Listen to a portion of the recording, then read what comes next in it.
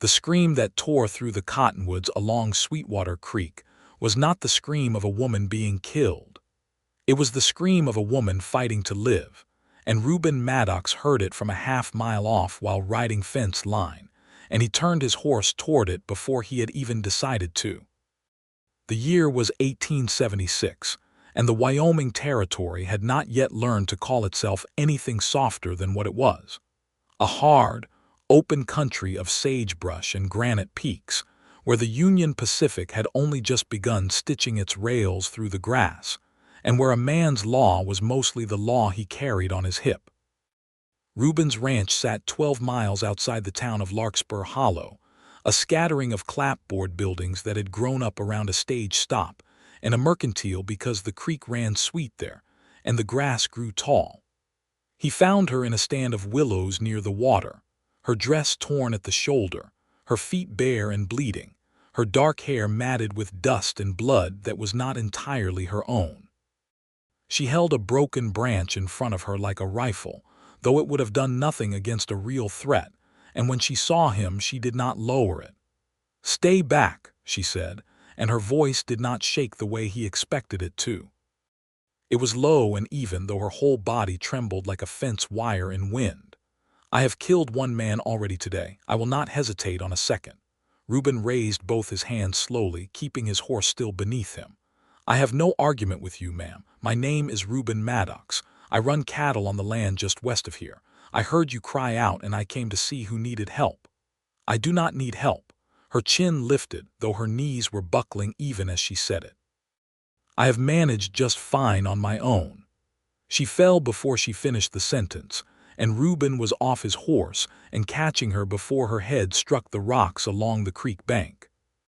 Up close he could see the rope burns on her wrists, raw and crusted, and the bruising along her jaw, and something in his chest went hard and cold and furious in a way he had not felt since the war. "Easy now," he said, though she was already unconscious in his arms. "Easy. I have got you." He carried her to his horse and rode slow and careful back toward the ranch house, holding her steady against his chest, and the whole way he kept thinking of the stagecoach that had gone missing 11 days before on the road between Larkspur Hollow and Fort Steele, the one carrying a rancher's wife and a strongbox of Army payroll, the one that had been found burned to its axles with 2 dead drivers and no sign of the passenger. He had not known her name then. He would learn it soon enough. Opal Merriweather. And he would spend the rest of his life grateful that he had turned his horse toward that scream instead of away from it. Dr. Emmett Larson came out from town within the hour, summoned by Reuben's ranch hand riding hard on a borrowed horse, and he spent a long while in the spare bedroom with the door closed while Reuben paced the front room like a man waiting on a jury. When the doctor finally came out, he was wiping his hands on a cloth and his face was grim in the way that meant he had seen things he did not care to speak of easily. "She will live," Dr. Larson said. "Her body will mend. The wrist rope burns, the bruising, a cracked rib on her left side. Those will heal in time. And the rest of it?" Reuben asked, because he had seen enough in the war to know that some wounds did not show themselves on skin. The doctor was quiet for a moment. "She told me what happened to her, Reuben. Not all of it, I suspect, but enough. Cole Bannock's gang took the stage 11 days back. Killed her husband, Thomas Merriweather, right there on the road in front of her. Kept her for ransom money they thought her husband's family might pay, though I gather nobody ever came looking with coin in hand. She got free 2 days ago and has been walking since, hiding by day, moving by night." Reuben's jaw tightened until it ached. "Bannock. The same. I would keep that quiet if I were you, at least until she is strong enough to decide what she wants told and to whom. This territory has a way of making a victim carry the shame that belongs to the man who wronged her." "That is not going to happen while she is under my roof," Reuben said, and he meant it with the same certainty he had once meant his enlistment oath. Opal woke on the 3rd day to sunlight coming soft through a gingham curtain, and for a moment she believed she was dead and this was some strange, gentle version of the hereafter, because the room smelled of wood smoke and coffee, and not of the dirt floor of the lined shack where Bannock's men had kept her chained by the ankle to a support post. Then she moved, and the ache in her ribs told her she was very much alive, and grief came down on her like a felled tree, because being alive meant Thomas was still dead, and being alive meant she would have to carry that knowledge every single day from now until the day she finally was not. She wept without sound, the way she had learned to do in that shack so the men outside would not hear her and come amuse themselves with her sorrow, and she did not hear the door open until Reuben Maddox was standing there with a tray in his hands and an expression on his face like a man who has walked in on something private and does not know whether to retreat or stay. "I am sorry," he said. "I should have knocked." "It is your house," she said, wiping her face with the back of her hand, hating how raw her voice sounded. "You may enter it as you please. That is not how I was raised to treat a guest." He set the tray on the small table beside the bed. "Broth, bread, a cup of water." "You have not eaten in 3 days, ma'am. Dr. Larson says you need to try, even if it is only a little." She looked at him properly then, for the first time since the creek bank. He was a tall man, broad through the shoulders in the way of men who worked cattle for a living, with sun-browned skin and dark hair that needed cutting and eyes the color of good whiskey, steady and unhurried. There was a scar along his left forearm, visible where his sleeve was rolled, and a way he held himself that suggested old injuries carried without complaint. "Why did you bring me here?" she asked. "You do not know me." "I know enough. I know a woman was crying out for her life in the willows by my creek, and I know I was not raised to ride past that and call it none of my business. Most men would have." "Then most men are wrong," Reuben said simply, and there was no boast in it, only fact, the way he might have said the sky was blue. "You are welcome here as long as you have need of it, Mrs. Merriweather. Dr. Larson told me your name. I hope that does not trouble you." "Nothing troubles me any more that has not already happened," Opal said, and there was iron beneath the exhaustion in her voice. "I have already lived through the worst a person can live through, Mr. Maddox. Whatever comes after can only be smaller." He did not answer that right away. He only nodded, slow and thoughtful, as though he were turning her words over in his mind to see if they were true, and something about the seriousness with which he considered her, rather than rushing to comfort her with easy words, made her trust him a small degree more than she had trusted anyone in 11 days. "Eat something," he said finally. "Then rest. There will be time enough for the rest of it later." Word of the rescued woman traveled through Larkspur Hollow, the way water finds every crack in dry ground, swift and thorough and impossible to stop. By the end of that first week, half the town knew that the stagecoach widow was recovering out at the Maddox Ranch, and the other half knew a version of the story so twisted with speculation that it barely resembled the truth at all. Opal grew strong enough to sit up, then to walk the length of the front room leaning on a cane Reuben had whittled for her from a length of ash wood, then to stand at the window and watch the cattle move across the far pasture like a slow brown river. Reuben's younger sister, Bethany, who kept house for him since their mother had passed 2 winters back, took to sitting with Opal in the afternoons, teaching her to card wool and speaking to her as though she were an ordinary woman recovering from an ordinary illness, which Opal found she was more grateful for than any amount of pity could have made her. "You should know," Bethany said one afternoon, her needles clicking steady, "that Reuben rode into town twice this week asking after Cole Bannock's whereabouts. He is not a man who lets a wrong sit quiet." "He should let this one sit quiet," Opal said. "Bannock has 10 men riding with him. Reuben has himself and a couple of hired hands. You do not know my brother very well yet. I know him well enough to know I do not wish to see him buried on my account." Bethany smiled a little at that, a smile that suggested she understood something Opal had not yet admitted to herself. "That sounds like a woman who has started caring what happens to him."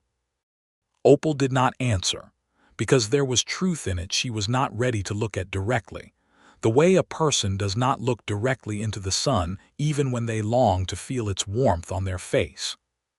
The trouble came on a Sunday, 3 weeks after Reuben had carried her out of the willows, when Opal insisted she was well enough to attend service in town, in part because she wanted to thank the community for the kindness of the meals and mending they had sent out to the ranch, and in part because she was tired of being spoken of only in whispers behind her back and wanted to stand in front of Larkspur Hollow as a living woman rather than a rumor.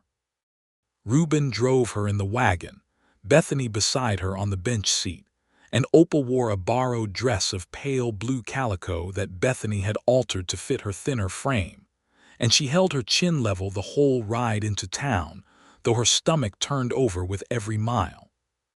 The church was a simple frame building with a steeple that had been added a year after the walls went up, funded by a collection taken among the ranchers and merchants of the valley, and its preacher, the Reverend Josiah Hale, was a narrow man with pale eyes and a voice that could fill the small sanctuary without apparent effort.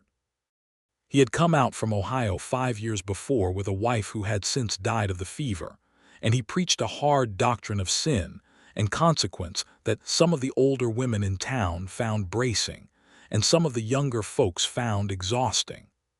Opal took a seat near the back, between Reuben and Bethany, and felt the weight of every eye in the building turn toward her the moment she sat down. She kept her gaze forward, on the plain wooden cross above the pulpit, and told herself she had survived worse than curious stares. Reverend Hale's sermon that morning concerned the story of Lot's wife, who looked back upon the destruction of Sodom and was turned to a pillar of salt for her disobedience. And as he built toward his conclusion, his pale eyes found Opal in the back pew and did not look away again. "There are those among us," he said, his voice rising with the particular relish of a man who believes he has found a living illustration for his text, "who have walked through fire and lived, and we are glad of their deliverance, truly we are.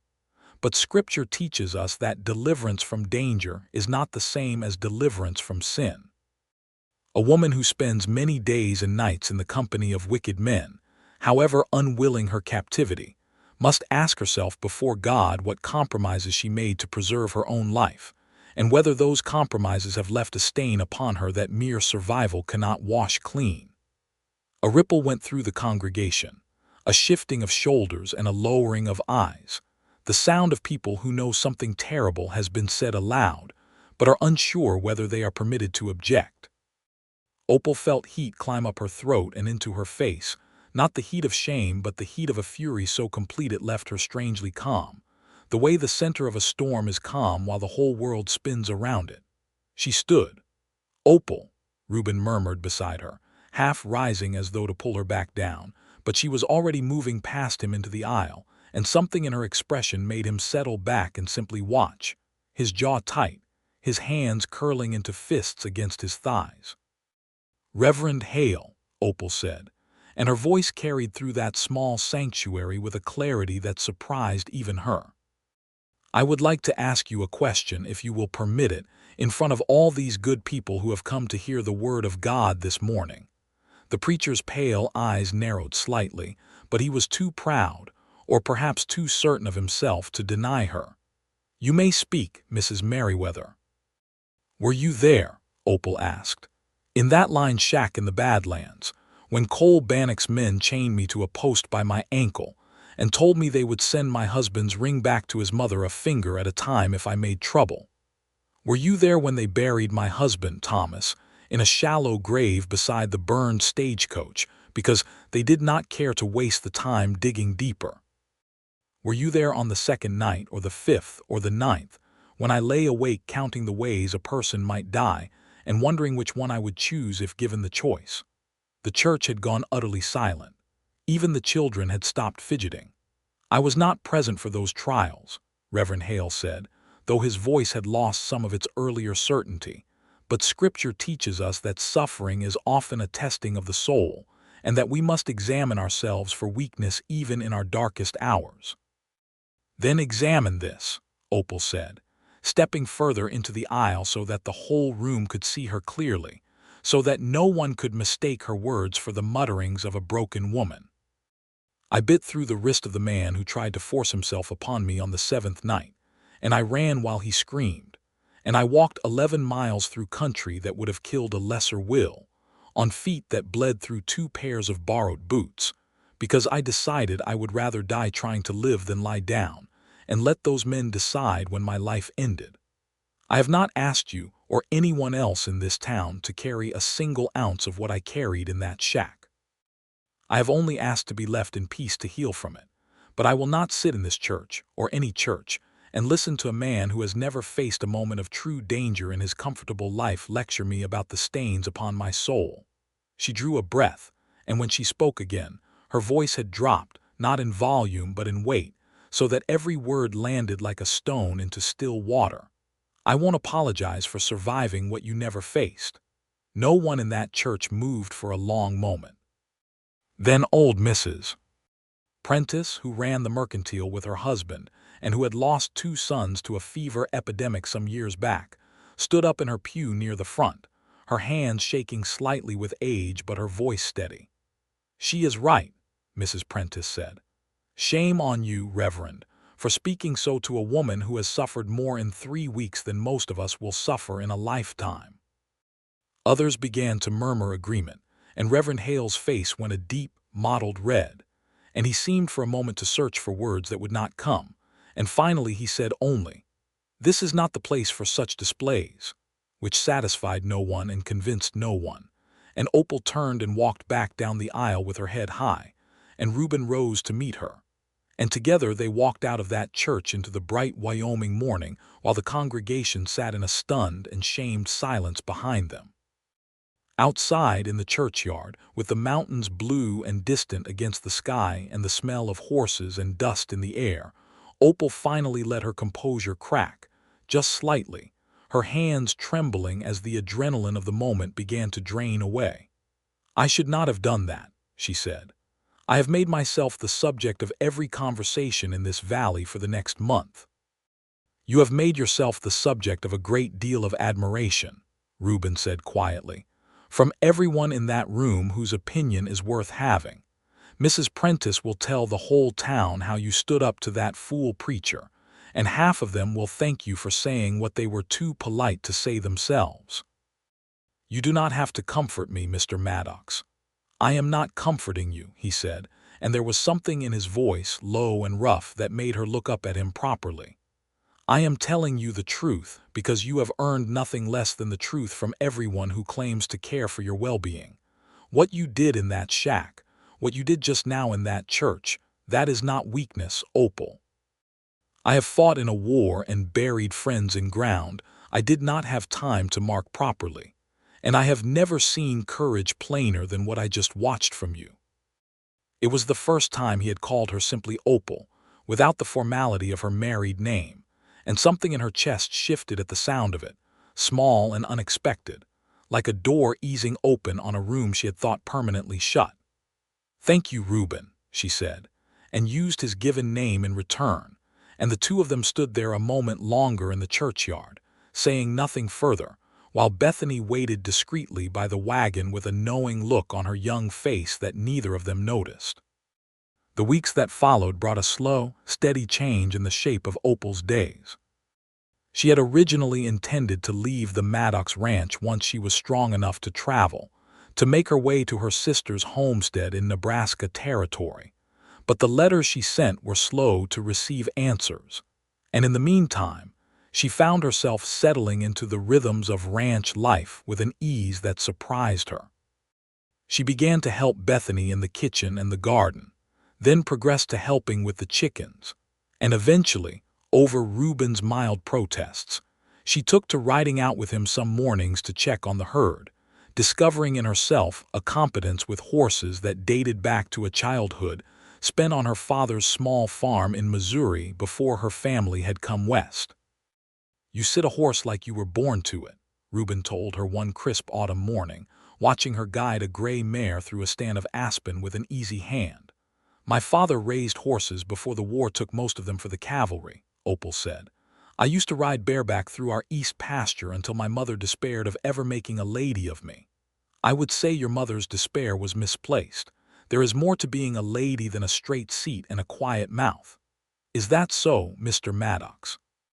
There was a lightness in her voice that had been absent for a long while, a teasing note that felt like a muscle stretching after long disuse. "And what would you say is required for a lady in your estimation?" "Courage," he said without hesitation, and the lightness between them settled into something more serious, though no less warm.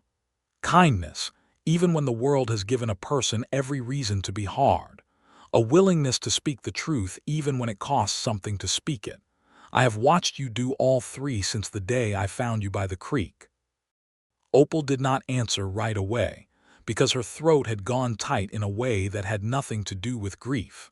She looked away from him, out toward the mountains where the aspen leaves were turning gold, and let the silence stretch a moment before she trusted her voice again. "Thomas was a good man," she said finally. "Gentle. He never raised his voice in 6 years of marriage. I loved him, Reuben, and I will grieve him the rest of my days, and I do not know how to reconcile that grief with the way my heart has begun to feel something else entirely when I am near you." Reuben brought his horse alongside hers and reached over, careful and slow, to take her hand where it rested on the pommel of her saddle.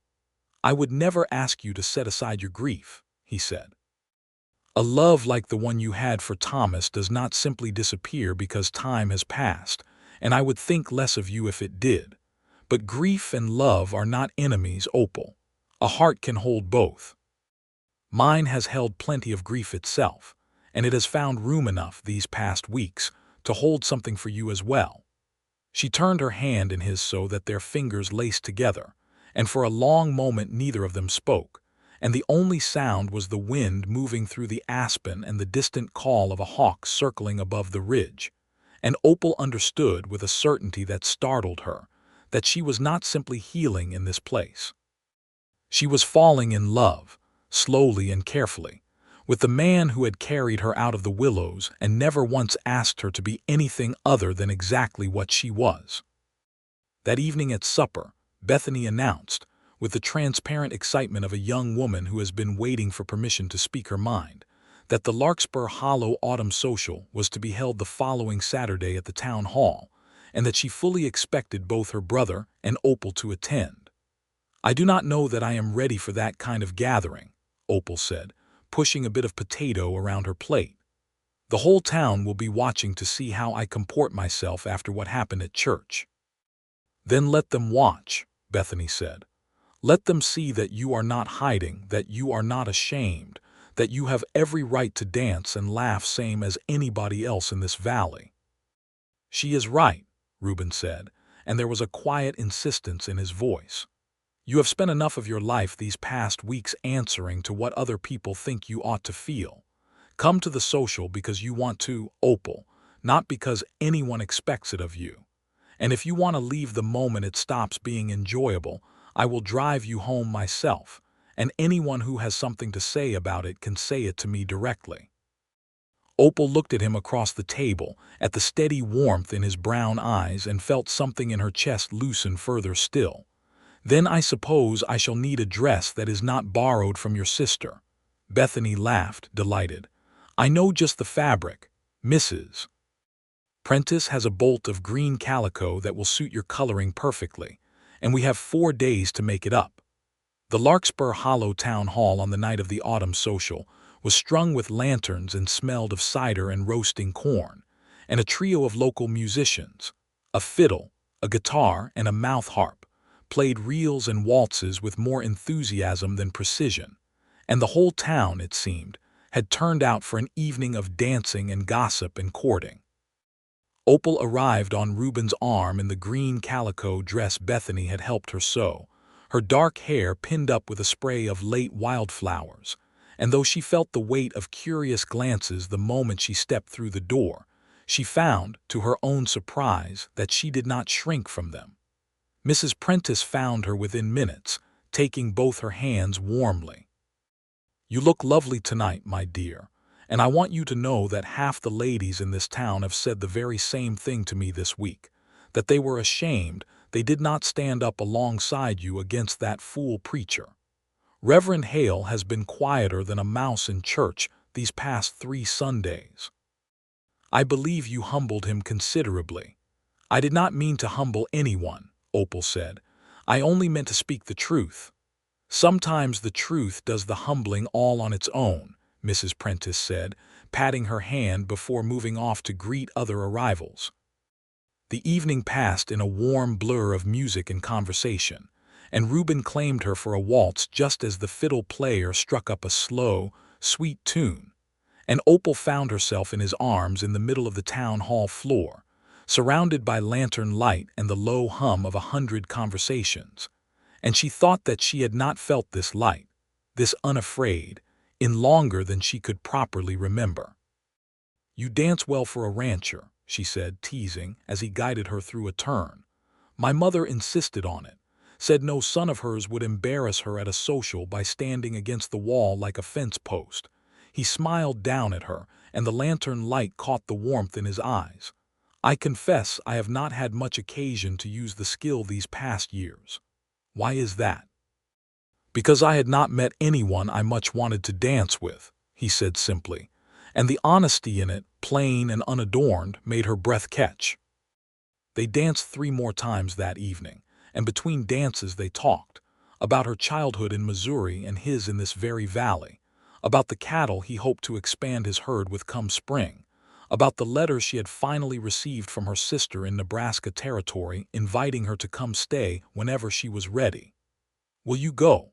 Reuben asked, and there was something careful in the way he asked it, as though he were bracing himself against an answer he did not want to hear. Opal considered the question seriously before she answered, because she owed him seriousness in return for the care he had shown her these past months.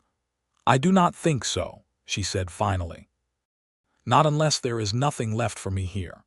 "There is a great deal left for you here," Reuben said, his voice low, "if you would have it."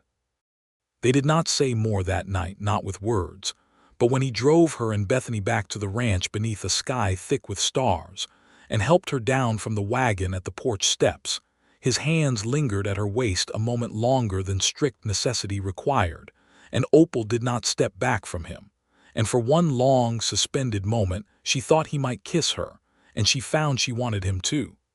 He did not that night.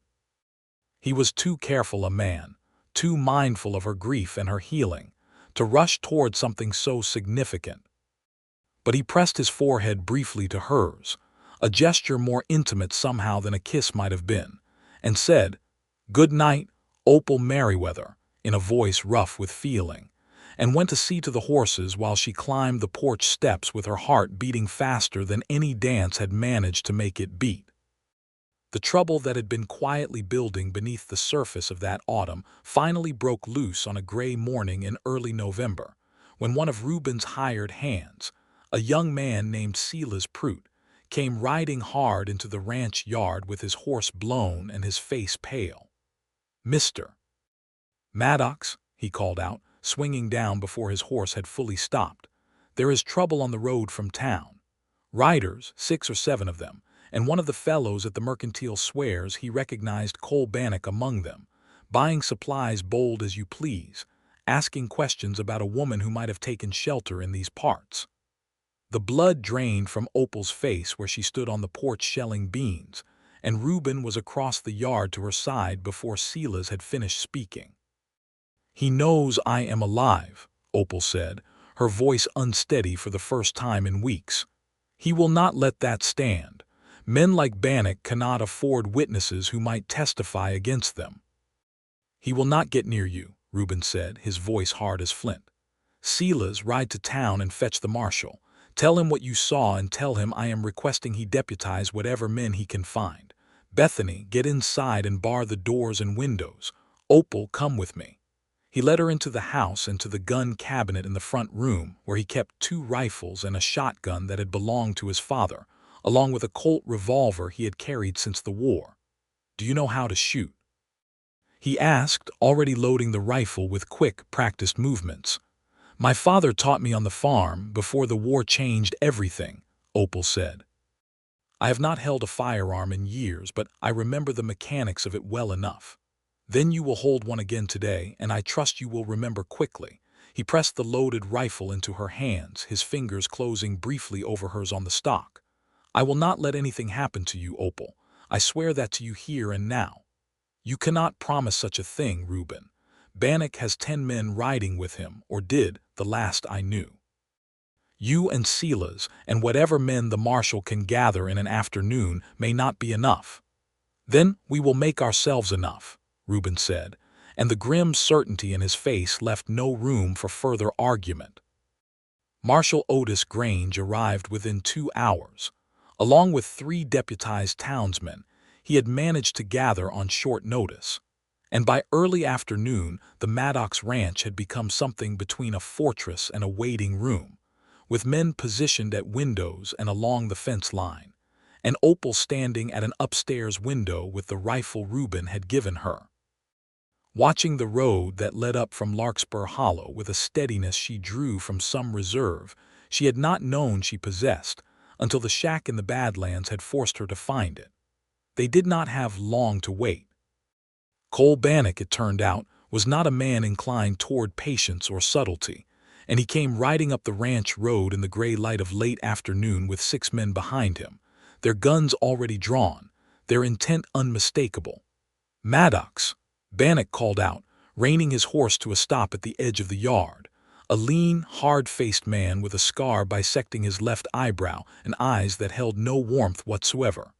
"I have heard you are harboring a woman that belongs to me. I have come to collect what is mine." "She belongs to no one," Reuben called back from behind the porch rail, his rifle steady in his hands, "least of all to the man who murdered her husband and held her against her will. You would do well to turn your horses around and ride out of this valley, Bannock, before this goes worse for you than it already will." Bannock laughed, a short, ugly sound. "Big words from a rancher with 3 or 4 guns behind him. I have got 6 riding with me and more waiting on the road if I need them. And I have got the marshal of Larkspur Hollow standing right here beside me," Reuben said, "along with 3 deputized citizens, and every one of us is prepared to see you answer to a judge for the stagecoach robbery and the murder of Thomas Merriweather, or to answer to our guns if you would rather settle it that way. Your choice, Bannock. But you are not leaving this ranch with Opal Merriweather, not today, not ever." There was a long, taut silence, the kind that stretches out over seconds but feels like hours, and Opal watched from her upstairs window with her heart hammering and her hands steady on the rifle Reuben had given her, and she thought of the shack, of the ropes, of Thomas's grave beside the burned stagecoach, and she found that her fear had transformed, somewhere in that silence, into something closer to resolve. Bannock's eyes flicked toward the windows of the ranch house, calculating, and Opal understood in that moment what he was looking for, and she stepped fully into view at the window, the rifle raised, her aim steady. "You should have killed me when you had the chance, Cole Bannock," she called down, her voice carrying clear across the yard. "You will not get a second opportunity." Something shifted in Bannock's face, a flicker of uncertainty. The recognition, perhaps, that the woman he had thought broken by weeks of captivity was instead standing armed and unafraid above him, backed by a rancher and a marshal and 3 armed townsmen who showed no sign of backing down. It was Marshal Grange who finally spoke, his voice carrying the flat authority of a man who had faced down worse odds in his years wearing a badge. "Cole Bannock, I have a warrant for your arrest on charges of stagecoach robbery, murder, and unlawful imprisonment, sworn out by the territorial court in Cheyenne not 3 days past. You can ride out of here peaceable and face justice, or you can try your luck against these guns. Either way, you are not leaving this valley a free man much longer."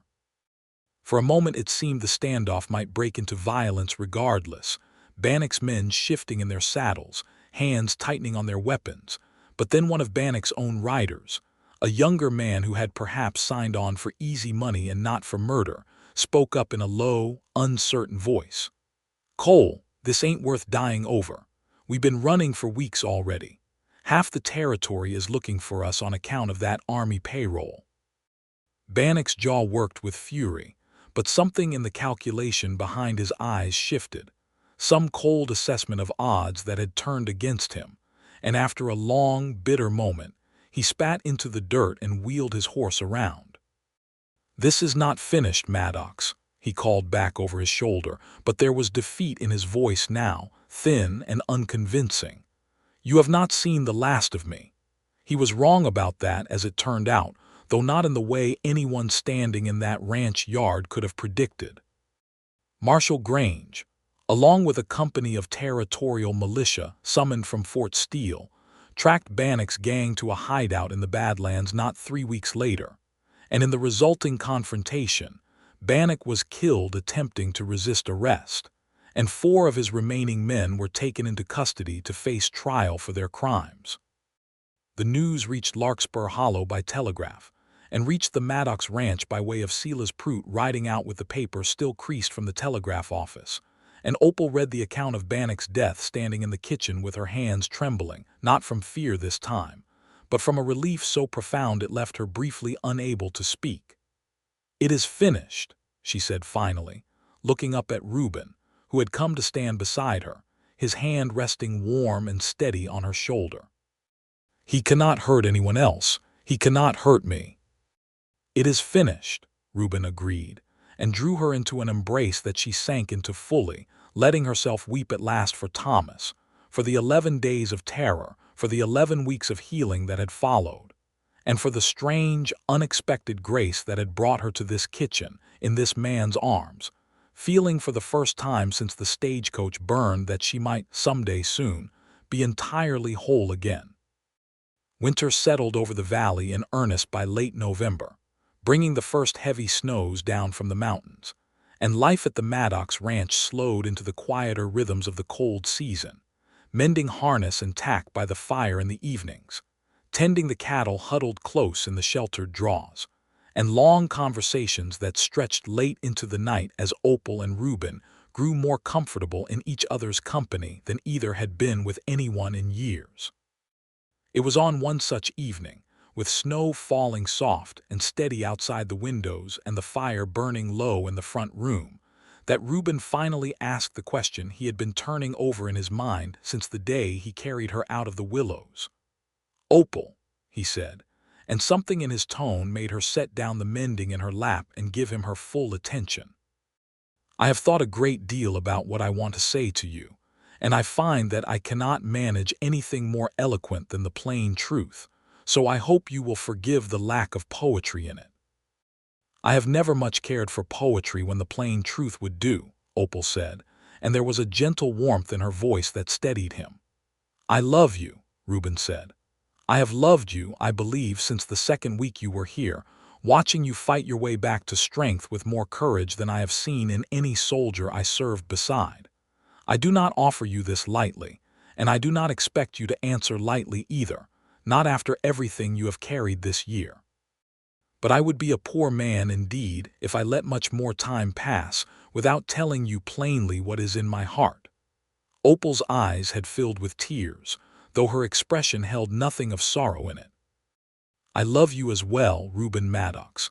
I did not think I would ever say those words again to any man after Thomas, after everything that happened on that road and in that shack. I thought perhaps that part of me had been buried alongside him. But you have shown me, every single day since you found me by that creek, that love does not require a person to forget what came before. It only requires them to keep their heart open to what comes next.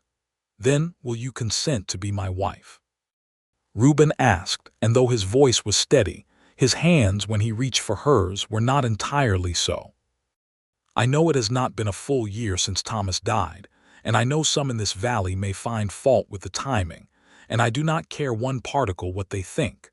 I only care what you feel and what you want, and whether you can see a life for yourself here with me, built on whatever foundation of grief and joy we bring to it together." "I do not need a full year to know my own heart," Opal said. "I have already lived through enough sorrow to understand that life offers no guarantee of tomorrow, and that a person who is offered genuine happiness owes it to themselves, and to the memory of those they have lost, to reach for it without hesitation. Yes, Reuben, I will marry you. I would be honored too." He kissed her then, for the first time, slow and careful, and full of a tenderness that spoke more clearly than any words could have of everything he had held in check these past months out of respect for her grief. And Opal kissed him back with a fullness of feeling that surprised her with its intensity. And outside the snow kept falling, soft and silent, blanketing the valley in white. And inside the ranch house, by the low fire, two people who had each survived their own particular hardships found in each other a promise of something gentler ahead. Bethany, who had been feigning sleep in the next room with considerably less success than she believed, could not contain her joy the following morning, and by that afternoon half of Larkspur Hollow knew that Reuben Maddox had proposed to Opal Merriweather, and the response from the town, much to Opal's quiet relief, was overwhelmingly warm. Mrs. Prentice, upon hearing the news at the Mercantile, declared it the best thing to happen in the valley all year, and immediately began planning what fabric would suit a winter wedding. Marshall Grange sent word that he would be honored to attend, given his own involvement in the events that had brought the couple together. Even some of the townsfolk who had sat silent in church that Sunday when Opal confronted Reverend Hale found their way to the ranch in the following weeks, bringing small gifts and quiet apologies for their earlier silence. Reverend Hale himself proved a more complicated matter. He did not come to the ranch, and Opal did not expect him to, but word reached her through Mrs.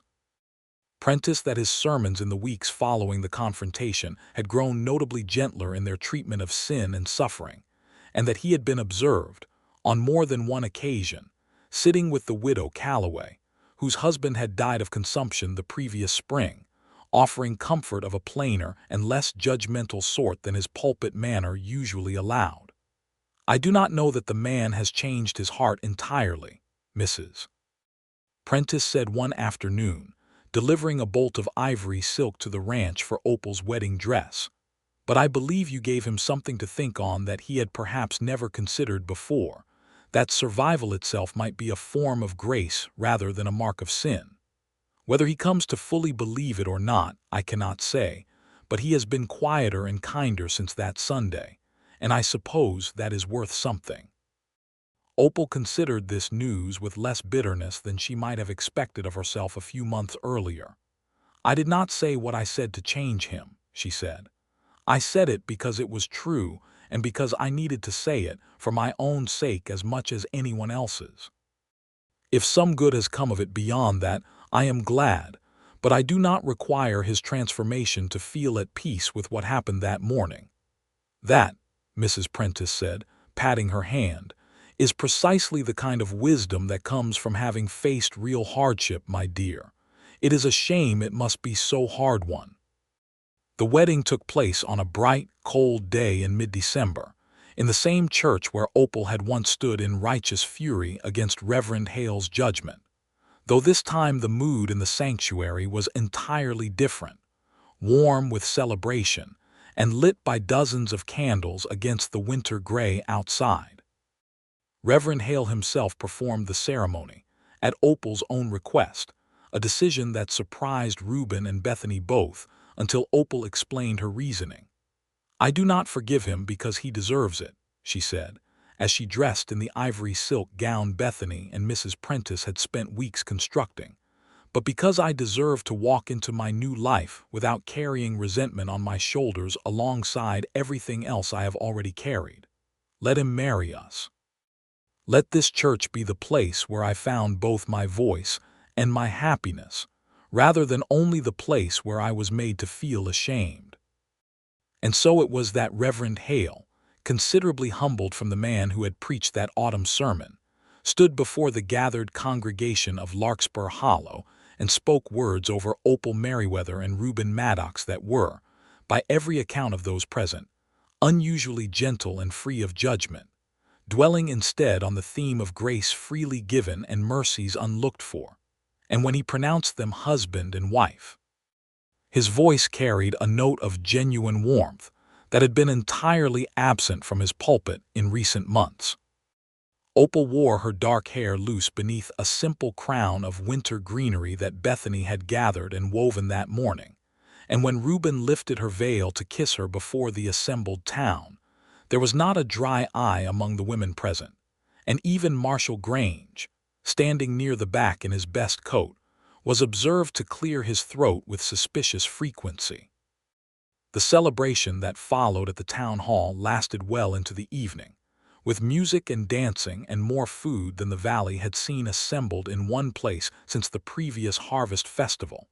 And Opal danced every dance that mattered with her new husband, feeling lighter and more joyful than she had believed herself capable of feeling again after that terrible week on the road to Fort Steele. "Do you remember," Reuben murmured to her during a slow waltz near the evening's end, "the first thing you said to me by the creek when I found you?" "I told you to stay back," Opal said, laughing softly against his shoulder. "I threatened to kill you with a tree branch." "You did indeed." "I have never been more grateful for a threatened murder in my life. It told me everything I needed to know about the strength of the woman I was looking at, even before I knew her name." "And what did it tell you?" "That you were not a woman who would ever simply lie down and accept whatever the world decided to do to her. That you would fight for your life with whatever weapon you had at hand, even a broken branch, even against odds that should have terrified you into surrender." "I fell in love with that woman before I ever learned to call her Opal, and I have loved her more with every single day since." They spent their first months of marriage settling into the rhythms of shared life at the ranch, and Opal found, as the winter deepened and then finally began to loosen its grip toward the following spring, that she had built for herself a life she could not have imagined during those long nights in Bannock's lined shack, chained by the ankle and counting the ways a person might die. She helped Reuben expand the herd that spring, using knowledge she had gained from her father's horse farm to help select and train the ranch's growing string of working horses. And she found in the physical labor of ranch life a kind of healing that no amount of quiet convalescence could have provided, a sense that her body, once used against her will by men who thought her merely an object to be traded for ransom, now belonged entirely and powerfully to herself. Capable and strong, and hers alone to direct. Bethany married the following autumn, a quiet young rancher named Elias Cobb who had courted her patiently through the winter and spring, and Opal stood beside her as matron of honor, marveling at how quickly a year could turn a woman's entire circumstance, from despair to devastation to the deepest kind of joy. By the second spring of their marriage, Opal was carrying Reuben's child, a fact that filled the ranch house with a new kind of anticipation, and though the memories of that terrible week on the road to Fort Steele never fully faded, she found they had settled into a different shape within her, no longer a wound that bled but a scar that told the story of survival rather than defeat. Their first child, a son they named Thomas after the husband Opal had lost, though Reuben had suggested the name himself, understanding without needing to be told that some kinds of love do not compete with each other, but rather build a foundation for what comes after, was born in the depths of a Wyoming winter, in the same bedroom where Opal had first woken from her ordeal. With Bethany and Mrs. Prentice, and the doctor in attendance and Reuben pacing the front room exactly as he had paced it the day he brought Opal home from the Willows. "He has your eyes," Opal murmured, exhausted and radiant, as Reuben held their son for the first time, his large hands impossibly gentle around the small bundle. "He has your courage," Reuben said, "or so I expect he will, given the mother who raised him. I can think of no better inheritance to give a child than that." 2 more children followed in the years that came after. A daughter they named Grace, born in the warm haze of a summer 3 years later, and a second son, Isaac, who arrived just as the decade turned toward its close, and the ranch that Reuben had once worked mostly alone, with only Bethany for company, grew into a bustling household full of the noise and mess and endless activity of a growing family. Opal never did travel to Nebraska territory to stay with her sister, though the two corresponded faithfully for the rest of their lives, and her sister came to visit twice, marveling both times at how thoroughly Opal had built a new life for herself in that Wyoming valley, so different from the terrified, grieving woman who had written those first uncertain letters years before.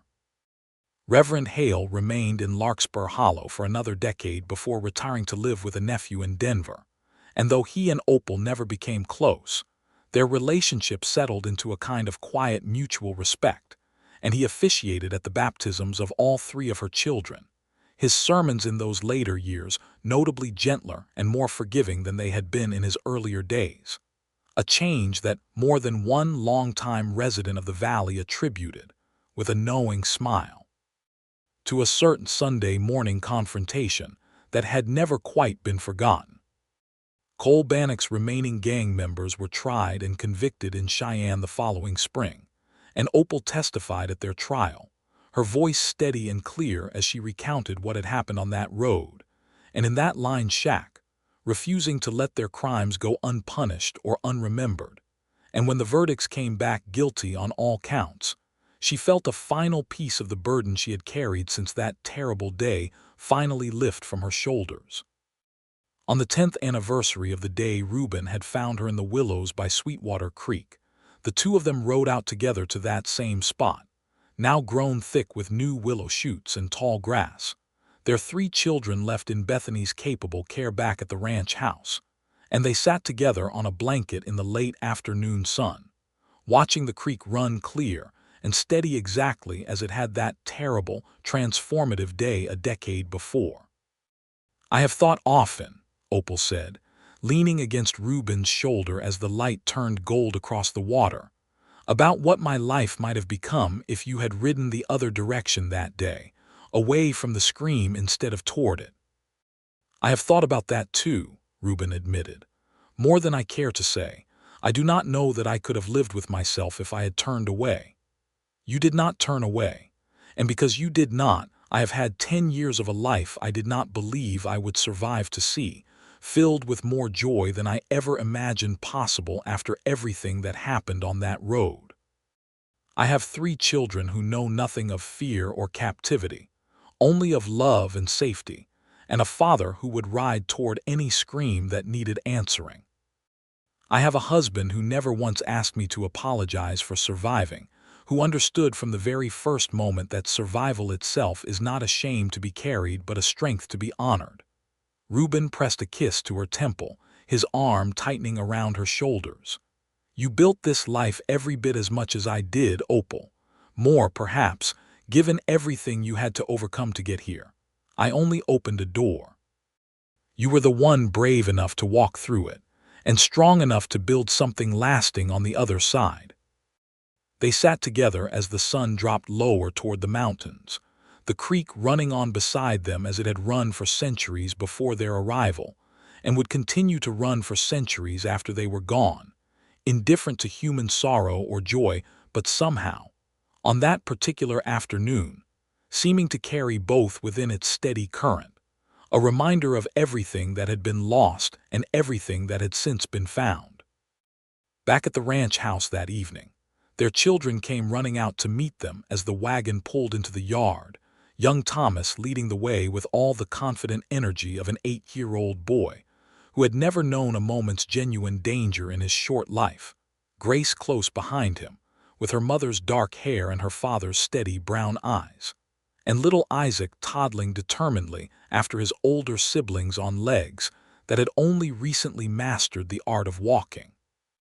Opal gathered her children close, feeling Reuben's warm presence beside her, and looked out at the ranch house glowing with lamplight against the darkening sky, at the mountain standing eternal and watchful in the distance, at the life she had built from the wreckage of a burned stagecoach, and a stolen 11 days that had once threatened to define the entire remainder of her existence. She had not apologized then, standing in that church with the whole congregation watching, and she had no cause to apologize now, watching her children run across the yard toward the house they called home, in the arms of the man who had never once asked her to be anything other than exactly who she was, in a life that had grown, against every terrible odds that once stood against it, into something whole and healed and thoroughly, unmistakably happy. The stars came out over the Wyoming Valley that night as they had come out every night for 10,000 years before, and Opal Merriweather Maddox stood on her porch beside her husband, watching them appear one by one against the darkening sky, and felt, for perhaps the 1,000th time since that day by the creek, a deep and abiding gratitude for every hard road that had led her, eventually, to exactly this place, exactly this life, exactly this love that asked nothing of her except to keep living, keep growing, and keep believing that survival itself was never anything to apologize for.